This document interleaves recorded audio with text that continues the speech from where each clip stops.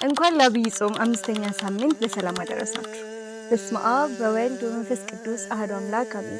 ይህ የፍኖተ ሎዛ ሚዲያ ነው። የዐቢይ ጾም 5ኛ ሳምንት የተሰየመበት የዘይት ተራራ ተብሎ የሚታወቀው ታላቁ ተራራ ደብረ ዘይት ላይ አንድ ታላቅ ጥያቄ ተነሳ።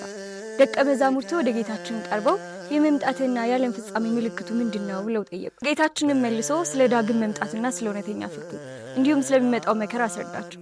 የዳግም ምጽአት ቀን የዘመናት ሁሉ ማብቂያ፣ የታሪክ ማካተቻና እውነተኛ ፍርድ የሚገለጥበት ታላቅና አስፈሪ ቀን ነው። ይህ ቀን የመንደርደሪያ ቀን አይደለም፣ የመለያ ቀን ነው እንጂ። በዚህ አስፈሪ ቀን ንጉሱ በክብሩ ይገለጣል። ቅዱሳን መላእክቱ አብረውት ይሆናሉ። አሕዛብም በፊቱ ይሰበሰባሉ። እረኛ በጎቹን ከፍየሎቹ እንደሚለይ እርሱም ቅዱሳኑን ከኃጥአን ይለያቸዋል። በቀኝ በኩል ያሉት እናንተ አባቴ ብሩካን ተብለው የተዘጋጀላቸው ዘላለማዊ ርስት ይወርሳሉ። በግራ በኩል ያሉት ግን የታዘዘባቸውን ፍርድ ይቀበላሉ። ታዲያ ይህ መለየት በዘር በሀብት ወይም በስልጣን ሳይሆን በምድር ላይ በምናደርጋቸው በምግባራተ ወንጌል ሚዛንነት የሚወሰን የሰማያዊ መንግስት መግቢያ ቁልፍ 6 የምህረት ስራዎች ናቸው። እነሱም የተራቡትን ማብላት፣ የተጠሙትን ማጠጣት፣ እንግዳ መቀበል፣ የታረዙትን ማልበስ፣ በወህኒ ያሉትን መጎብኘት ናቸው።